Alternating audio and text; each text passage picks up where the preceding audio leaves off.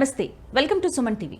విరాట పర్వం త్వరలో రాబోతున్న ఈ సినిమాలపై అంచనాలు భారీగానే ఉన్నాయి. దాంతోపాటుగా కథ ఏమిటి, అసలు కథ ఏంటనే దానిపై అందరి ఆసక్తి నెలకొంది. అయితే తూము సరళ గాని ఎవరైతే ప్రధాన పాత్రగా ఉంటున్నారో, అలాగే దాంతోపాటుగా శంకరన్న ఈ పేర్లు ప్రధానంగా వినిపిస్తున్నాయి. అసలు వీరిద్దరు ఎవరు? శంకరన్న ఎవరు? తూము సరళ గాని ఎందుకు ఆమె ఖమ్మం నుండి నిజామాబాద్ దాకా వెళ్లిపోయారు?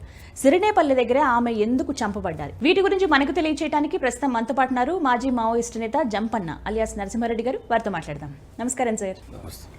విరాట పర్వం ఎప్పుడైతే ఈ సినిమా పోస్టర్ విడుదలైందో చాలామందికి ఇన్ఫర్మేషన్ వచ్చేసింది, ఇంకా కంపల్సరీ ఇది తూము సరళ అనే ఒక క్యారెక్టర్ ఆధారంగా తీస్తున్నారు, ఆమె జీవిత కథ ఇది అని చెప్తూ ఉన్నారు సార్. అసలు తూము సరళ ఎవరు సార్? అంటే 91లో జరిగిన ఒక సిచ్యువేషన్ మీకు జ్ఞాపకం ఉండే ఉంటుంది. అప్పుడు మీరు ఎక్కడున్నారు? శంకరన్న అని చెప్తున్నాను, అంటే ప్రధానంగా ఆయన కోసమే ఆమె ఖమ్మం నుంచి అక్కడ దాకా వెళ్ళారు, నిజామాబాద్ సిరినపల్లి దగ్గరికి అని చెప్తూ ఉన్నారు. సో ఏంటి సార్ ఈ వివరాలు ఏంటి అసలు? ఒకటి ఏంటంటే 90-91 ఈ కాలం అనేది ఏందో ఉత్తర తెలంగాణలో పూట ఒక బ్రహ్మాండమైన ప్రజా ఉద్యమాలు చెలరేగిన కాలం అది. అది తెలంగాణ అంటే ఒక రకంగా ఆంధ్రప్రదేశ్లో కూడా ఉన్నప్పటికీ ఉత్తర తెలంగాణ మరీ ముఖ్యంగా అనేకమైన ప్రజా పోరాటాలు, అది భూస్వామ్య వ్యతిరేక పోరాటాలు, కూలి సమస్య పైన, సారా సమస్య పైన, వెదురు సమస్య పైన, అంటే మహిళల పైన అణచివేతకు వ్యతిరేకంగా అనేక విషయాల పట మహిళలు కూడా అనేక మంది కూడా ఏంటంటే పార్టీల పట సంఘాల పట ఆర్గనైజ్ అయ్యారు. మహిళల పైన కొనసాగించిన అరాచకాలకు సంబంధించిన విషయంలో, వరకట్న విషయంలో, లేదా రకరకాల పంచాయతీలు కూడా పార్టీ దగ్గరికి వేలాది పంచాయతీలు వచ్చేది. వేలాది అంటే అనేకమైన దళాలు వివిధ జిల్లాలు ఉన్నాయి కాబట్టి ప్రతి దళం కాడ కూడా దాదాపుగా వీళ్ళ డ్యూటీ ఆనాడు ప్రజల్ని వివిధ సమస్యలపైన ఆర్గనైజ్ చేయడం కాకుండా అది చేస్తూనే అనేక పంచాయతీలు రోజు 10-20 పంచాయతీలు కూడా చేసేది. అది అంటే అందులో భాగంగా మహిళా సమస్యలు కూడా చాలా వాటిని పరిష్కరించడం.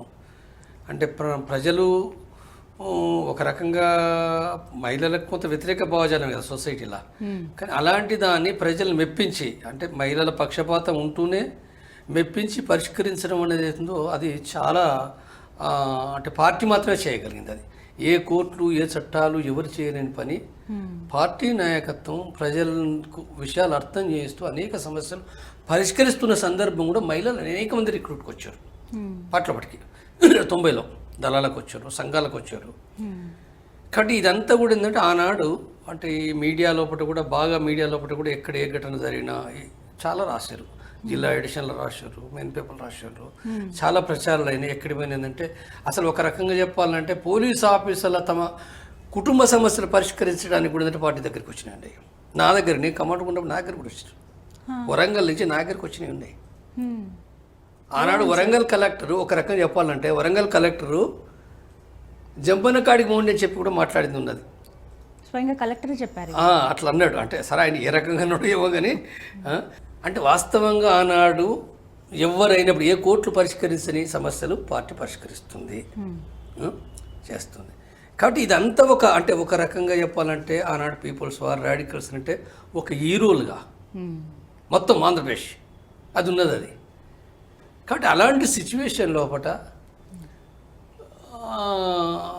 అంటే ఈ సరళ అంటే ఖమ్మం వాళ్ళ కుటుంబం నేపథ్యం కమ్యూనిస్ట్ నేపథ్యం, సిపి నేపథ్యం. అది ఖమ్మం మొదటి నుంచి కూడా ఏంటంటే కమ్యూనిస్ట్ పార్టీకి అది ఒక పెట్టని కోట కదా. సరే ఇప్పుడు బలహీన పడింది, కానీ ఒకప్పుడు ఖమ్మం జిల్లా అంటే కమ్యూనిస్టులకు కంచు కోట, పెట్టని కోటలు అంటారు కదా. అనేక పార్టీలు ఉన్నాయి అక్కడ, సిపిఐ, సిపిఎం, తర్వాత ఎన్డీ పార్టీ, ఇతర అనేక పార్టీలు ఉన్నాయి.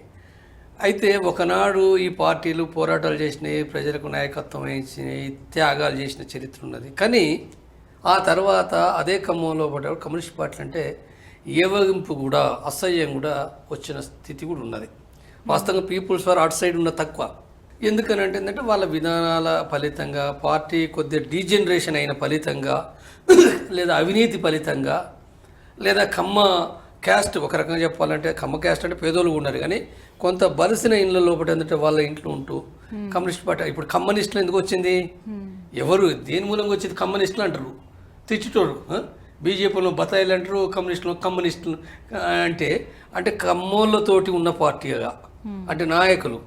వాస్తవంగా కమ్యూనిస్ట్ పార్టీ అంటే దళితులలో ఉండాలి, పేదోళ్ళు ఉండాలి, కింది కులాలు ఉండాలి కదా.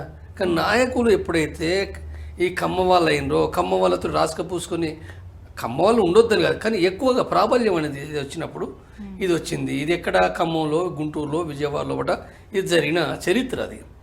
అంటే ఖమ్మానికి వచ్చినప్పుడు దీని ఫలితంగానే ఎందుకు సరళ గురించి చెప్తున్నట్టే, వాస్తవం కమ్యూనిస్ట్ పార్టీ సరిగ్గా ఉంటే సరళ ఇక్కడ రావాల్సిన అవసరం లేదు.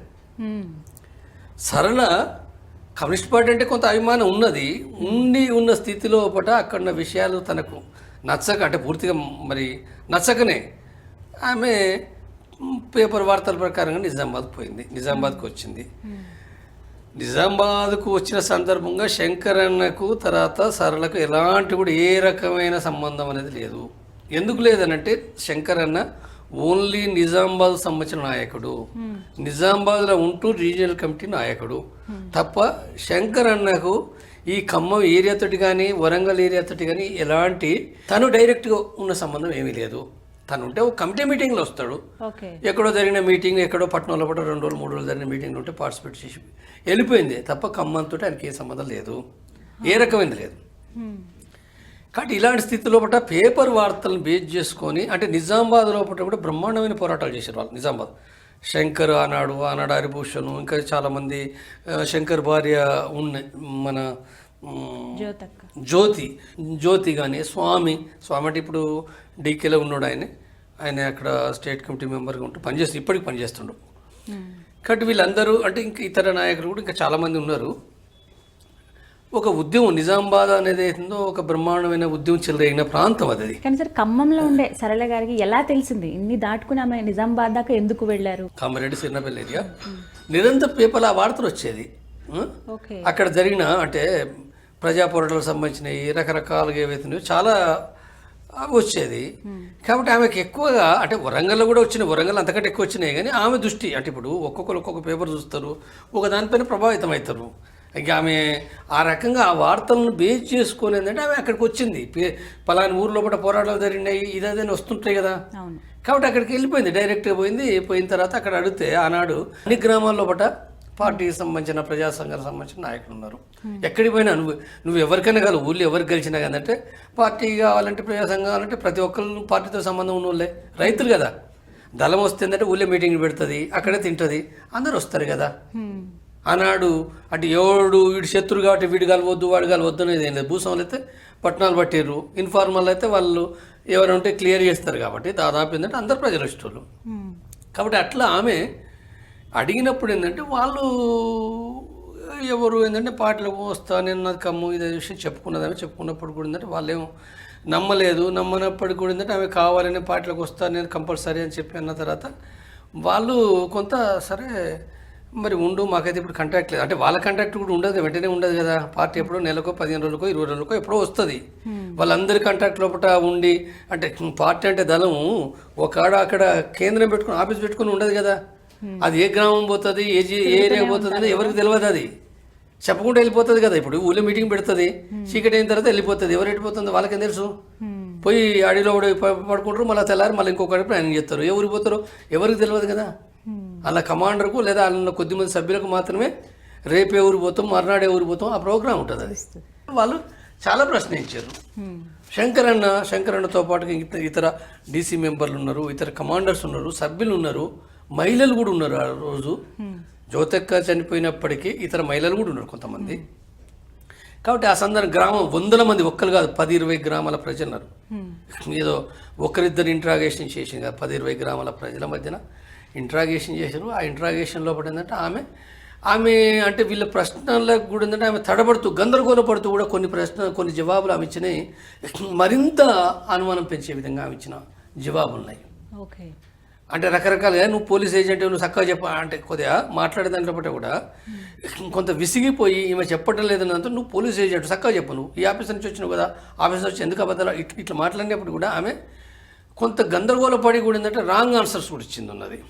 ఈ మొత్తం దాని నుంచి ఏంటంటే ఇంకా మరింత అనుమానాలు పెరిగినాయి. ఈ పెరిగిన పరిస్థితుల్లో బట్ట వాళ్ళు ఈమె ఎట్లాగూ పోలీస్ ఇన్ఫార్మరే అనే దాంతో ఏంటంటే వాళ్ళు తొందరపడి అంటే అసలు వాస్తవంగా ఆమె చెప్పిన విషయాల నుంచే నిర్ధారించుకోవాల్సిన స్థితి ఉందా అంటే కాదు, అదేం లేదు. ఇన్ఫార్మర్గా అప్పటికి నిర్ధారించుకునే స్థితి ఏం కాదు. కానీ తొందరపాటుతోటి ఈమె ఇట్లా వచ్చిందని అంటేనే ఈమె జవాబులు కూడా కరెక్ట్ ఇస్తలేదు, వేరే చెప్తుంది అనే దాంతో ఏంటంటే వాళ్ళు చంపినట్టు అక్కడ కమిటీ అంతా చర్చించి అదంతా అక్కడ వాళ్ళు టోటల్ పార్టీకి ఎట్లా సంబంధం లేదు, కానీ అక్కడ ఉన్న వాళ్ళైనా అందరు చర్చించి చేసిరా అని అంటే ఏం కాదు. ఒక రకంగా చెప్పాలంటే కొద్దిగా తొందరపాటుతోటే మెయిన్గా అక్కడ ముఖ్యంగా అవన్నీ రకరకాల పుకాలు, కానీ పార్టీ సమీక్షించింది నేను చెప్తున్నా.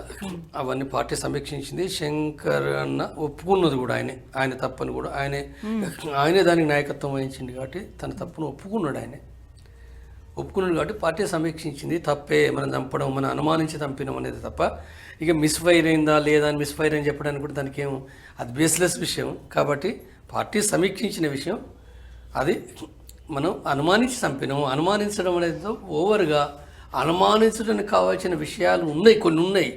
ఉన్నప్పటికీ కూడా అనుమానం వచ్చిన వాళ్ళు ప్రతి వాళ్ళని చంపవలసిన అవసరం ఏం లేదు.